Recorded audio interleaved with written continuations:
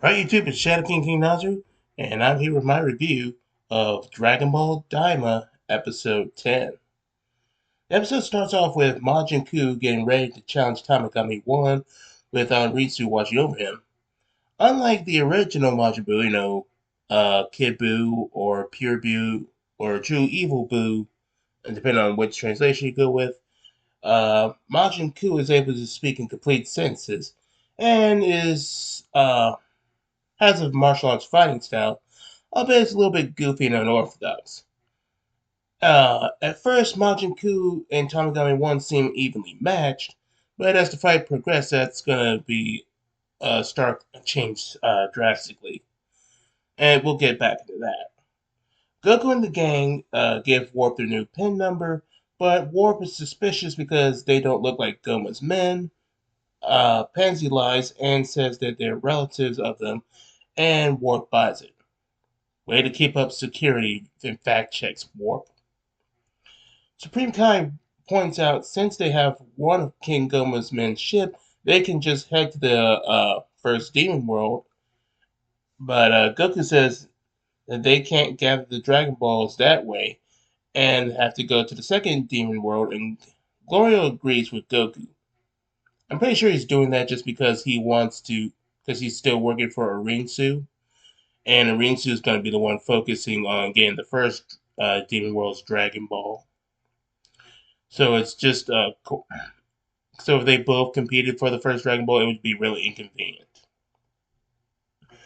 Goku is worried about Dende, but Supreme Kai says that Goma won't hurt him because Mechans are rare and special because of their power. While fighting well with the others, not fighting with the others, while flying with the others, Piccolo points out that even if they rescue Dende, since he's a baby, the Dragon Balls will be useless. Vegeta admits that Goku is right about using the Demon Realm Dragon Balls instead, although he does it in a backhanded way, because it's seldom that Vegeta can give Goku a compliment without making a complete dick of himself. Bulma says that since her skin is so smooth and beautiful, she doesn't want to be an adult again. And this is basically Akira Toriyama retroactively setting the seeds for why Bulma uh, uses the Dragon Balls to make herself look more beautiful because she wants to halt the aging process. This is why we see her trying to get the Dragon Balls to make herself 5 years younger every now and again. Uh, Make her eyelashes longer, give herself a bigger butt like she did in Superhero. But let's switch it. Hiss said, "Oh, this is a funny bit. You're gonna love this." Hiss says he wants to make Bulma his girlfriend, to which Vegeta angrily tells Hiss that Bulma is his wife, but Hiss doesn't mind cucking Vegeta. Well, it won't be the last time that Vegeta gets cucked, right, Zamasu? Uh, Vegeta then threatens Hiss, but Hiss basically just sticks to making fun of Vegeta's hairline. Uh, I swear, Team 4 Star. Team 4 Star. If you're watching this video, I doubt you are, but if you are, if you make a abridged version of Dragon Ball Daima, you gotta treat Hiss like he's the Demon Realm's equivalent to Mr. Popo, because the way he's the way he's dissing Vegeta and treating him like he's no threat to him whatsoever, it's basically how I feel like you treat Mr. Popo in Dragon Ball Z abridged. But anyway, Bulma says that Vegeta can grow up alone, but Vegeta says that they're both going to turn back to adults. Because Vegeta may be a prick, but even he doesn't want to be seen as a pedophile. At least he has some standards. Hisp thinks Vegeta wants Bulma as an adult just to enjoy her breasts, angering Vegeta. Piccolo suspects that Hisp is right, and Vegeta's reaction pretty much confirms it. Way to have your priorities in order, Vegeta. Majin Ku continues to fight Tamagami 1 and uses different attacks like turning into a tornado and shooting a beam out of his mouth. Things very reminiscent of what Piccolo did and what Pycon did in that filler Otherworld tournament arc. back in Dragon Ball Z. But Tamagami 1 seems to be shrugging them off. So it's more and more it's seeming that Majin Ku isn't as powerful as Majin Buu, which kind of makes sense because Marba said that a being as powerful as Majin Buu was really a fluke. It was just like the right combination of things, timing, elements that made Majin Buu so powerful. So it's not likely that we'll ever see that she'll be able to create someone as powerful as Majin Buu, let alone make something superior to him.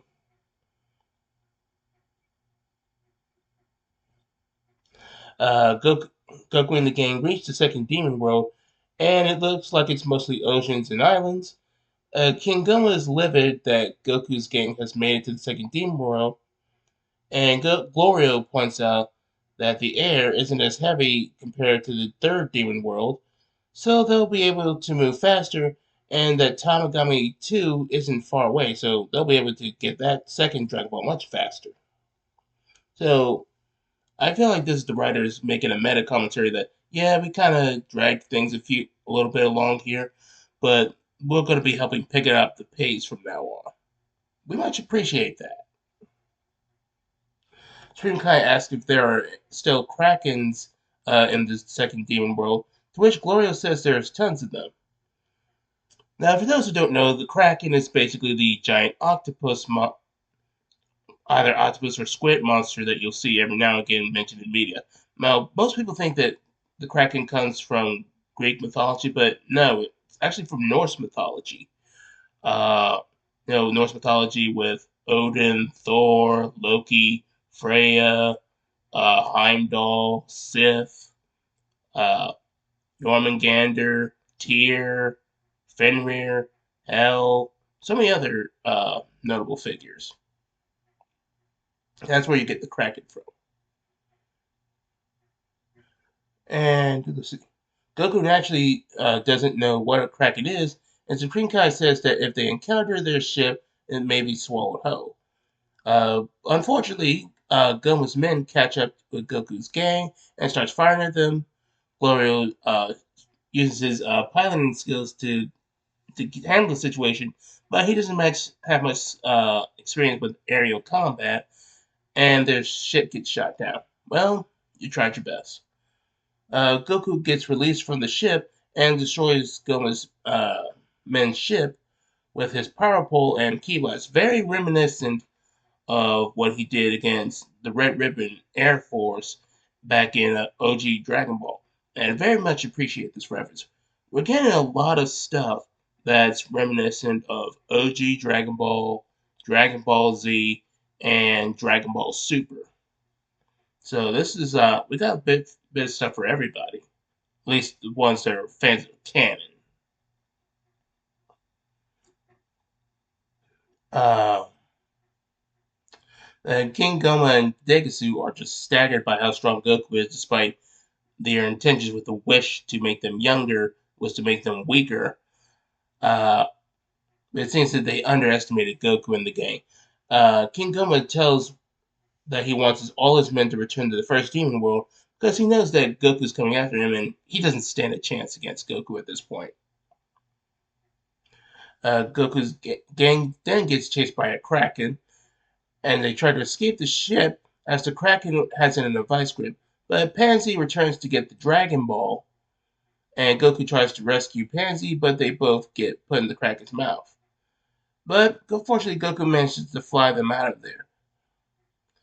King Goma gets angry that the Kraken didn't eat them. Yeah, King Goma, you would have gotten rid of your enemies, but you would have lost the third Dragon Ball, which you apparently wanted. Think, Goma, think!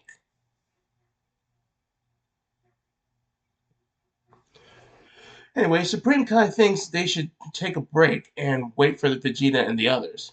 And Supreme Kai suggested they land on the original Namekian planet. Yeah, because demon worlds aren't really planets themselves. They're more like pocket dimensions. So they can house things as planets. Anyway, back to Majin Ku. He's really struggling against Tamagami 1, and he's even starting to get scared by his blinding speed and power. So if you had any doubts back then, now it's official that Majin Buu is nowhere near as powerful as Majin Buu. Uh, and Goku says the original planet of the Namekians looks just like Namek, world's greatest detective there. To which Supreme Kai says that they must have taken trees from here to build Planet Namek, like that one we saw in the Frieza saga. I mean, this would explain why the Mechans managed to find a new planet that looked just like their old one in the Cell saga. I mean, I never really questioned it because I just assumed that they managed to find a random one that had the same right conditions. I mean, it was like a big universe. There was probably bound to be one that looked just like theirs. But I guess this explanation works too. Goku gets hungry by having eaten breakfast not too long ago and decides to eat a stamina bug.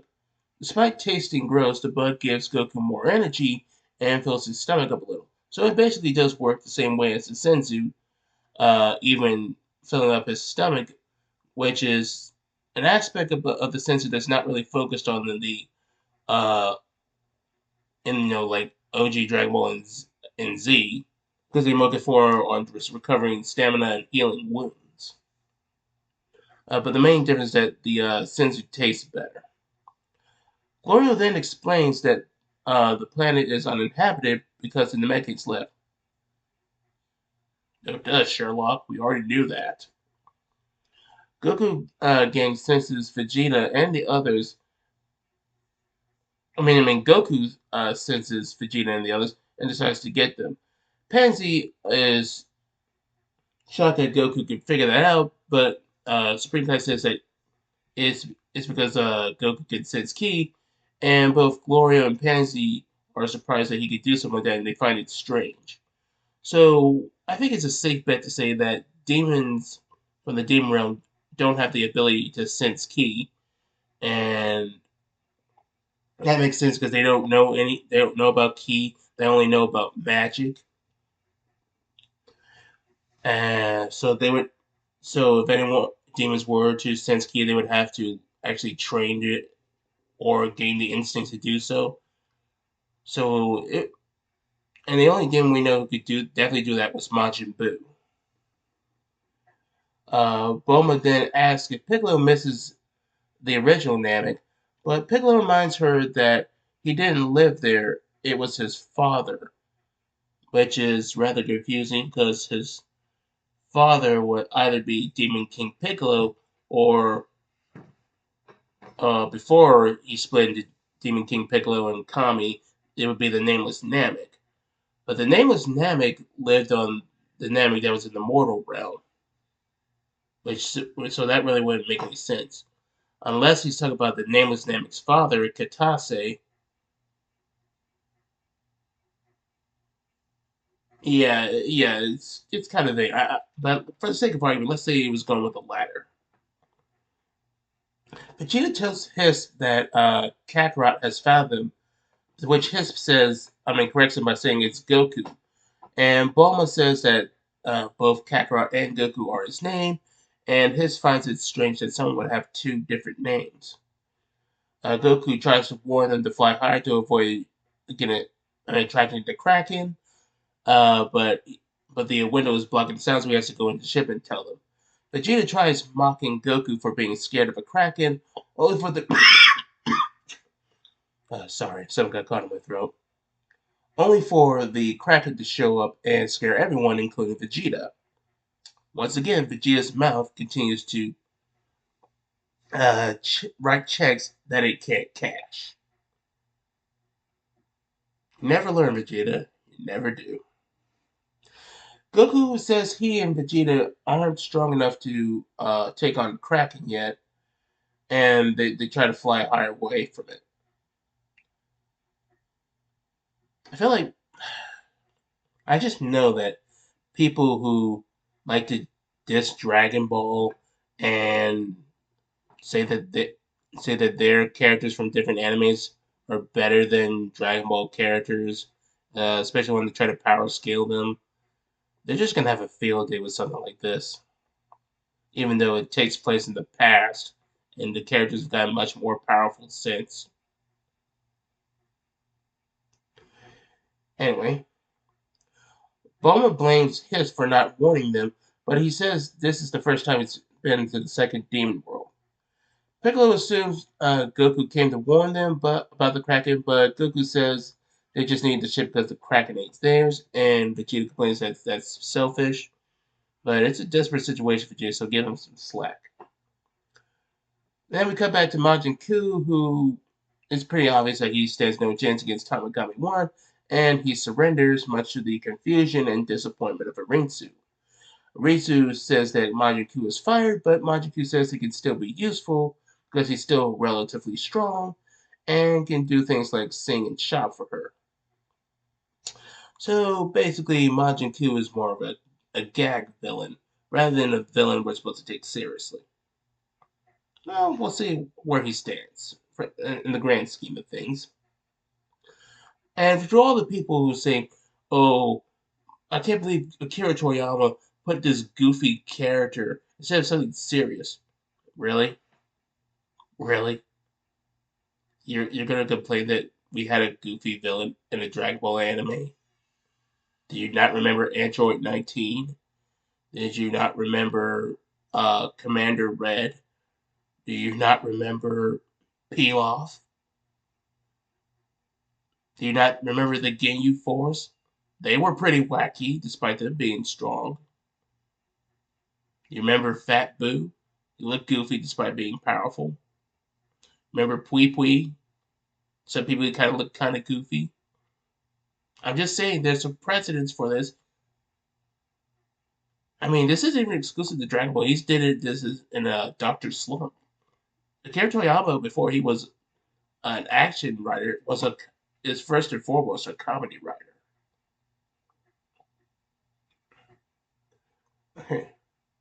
Anyway, Goku asks if Piccolo feels nostalgic about this place, but Piccolo says the same thing he told Bulma, though he does admit it feels pleasant and familiar.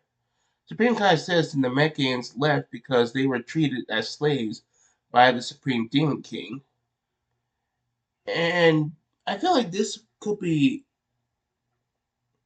a good potential for interactions in future Dragon Ball games. Like they could have some dialogue between Piccolo and Deborah. Like they could say that Piccolo complains that Deborah's father enslaved their people, and Deborah will scoff at that and just says that he's nothing more than a lowly slave. He should be grateful to serve him. That could be definitely add some interesting character actions in future Dragon Ball games, or it could be patched into Dragon Ball Sparking Zero.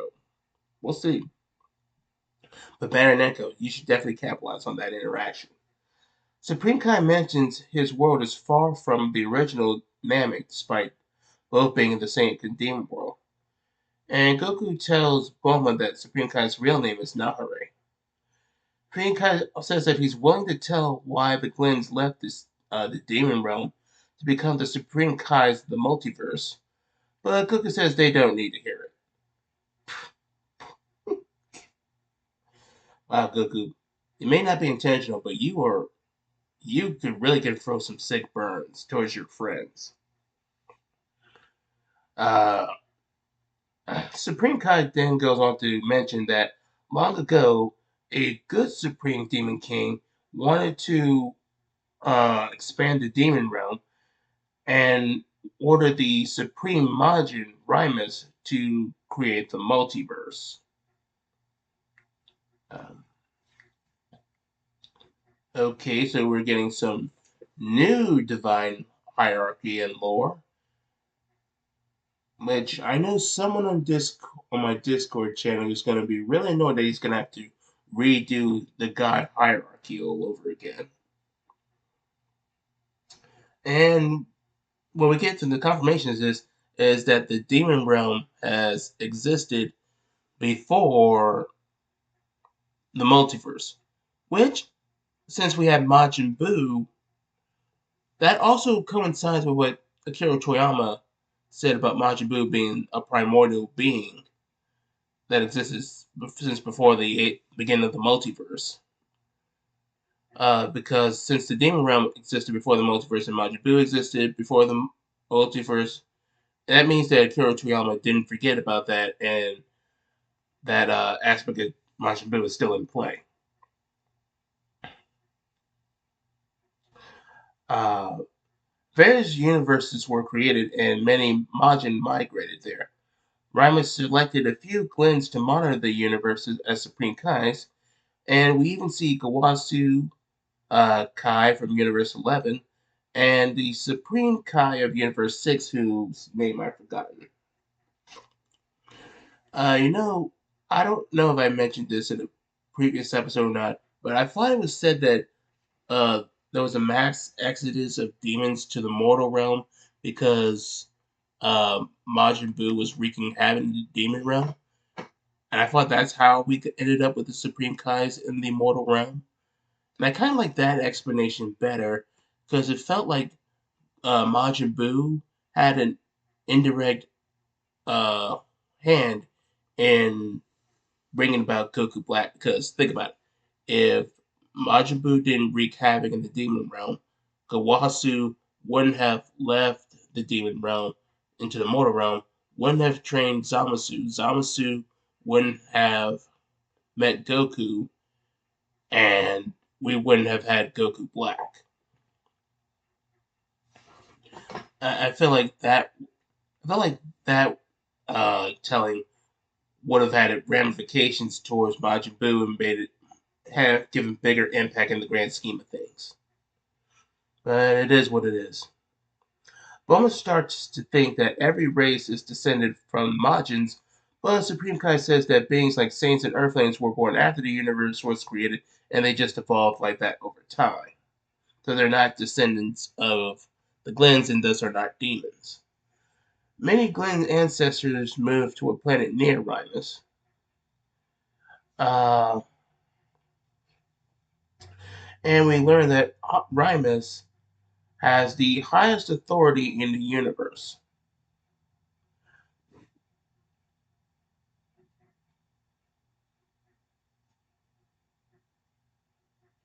Okay, if Rhymus has the highest authority in the universe, I mean in the multiverse, then where does that fit Zeno in? Because Zeno literally means the Omni King, the King of all gods. So I think the best explanation is that he's Rhymus's equal. Maybe it works the same way, like the relationship works the same way that Supreme Kai and Beerus are connected and are technically equals, even though one is more powerful. And uh, Whis is the angel for Beerus, and the Grand Priest is the angel for Zeno. I mean, I guess that theory works because we've never seen Zeno create anything. We only see him erase things. So maybe the Zeno's like the ultimate god of destruction, and Primus is the ultimate supreme kai because only the supreme kais create things.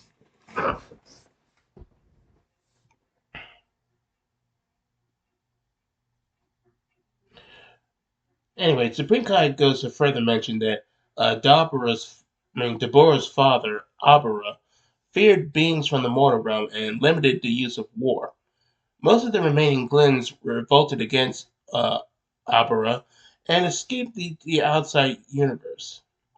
And Nahare, Supreme Kai's actual name, became Supreme Kai afterwards. And Supreme Kai says that since all the trees died and the Glens had no reason to stay in the demon realm. Um, so yeah, that technically means that the Supreme Kais are a dying race,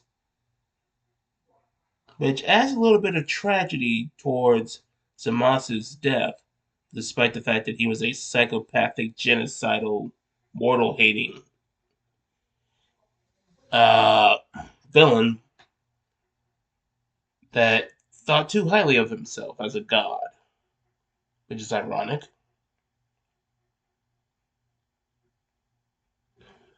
Let's see. Bulma deduces that like I said, Bulma deduces that the Glens are a dying race, and Bulma asks Supreme Kai if he wants to see his world again, but he declines as there's nothing left for them there. Vegeta starts to get impatient and says he wants to fight the second Tamagami, and they decide to have Glorio pilot the ship since he's more experienced in navigating the multiple demon realms. I mean, demon worlds. And the episode ends off with Neva approaching the ship from the side. And I imagine he's going to start talking to the group in the next episode, which we saw from the preview is going to have Vegeta fight Tamagami number 2. I'll say, oh no, this was a pretty great episode. We got good bits of comedy, great action. Uh, we got to see where Majin Ku stands against Tamagami 1. And while Majin Ku didn't look all that great against Tamagami 1, Tamagami 1 really proved his mettle, which means that the Tamagamis are not all equal. And it seems that Tamagami 1 is the strongest one of them all. And considering that Tamagami 3 got one-shotted by Super Saiyan 2 Goku in the stomach, that means that you're going to need to be at least Super Saiyan 2 level to beat these Tamagamis. And let's see. We also got a whole bunch of lore that was added. Um, I mean, some things are a little bit confusing, and we're gonna have to wait until the next episode or upcoming episodes for them to explain some things. Albeit that they can't explain too much because Goku isn't supposed to learn more about the God hierarchy until Dragon Ball Super. So they're gonna have to figure out a way to explain this with other characters without Goku and the others knowing. So likely we'll probably get this information from the villains or some side characters. But all in all, I really did enjoy this episode. I feel like this is going to be one of the best known episodes of Dragon Ball Daima. You guys tell me in the comment section down below. What did you think of this episode? Did you enjoy all those aspects I mentioned? What do you think about this new lore and the God hierarchy? Do you understand it, or are you a little bit confused like I am? Let me know in the comment section down below. I'll catch you mortals later.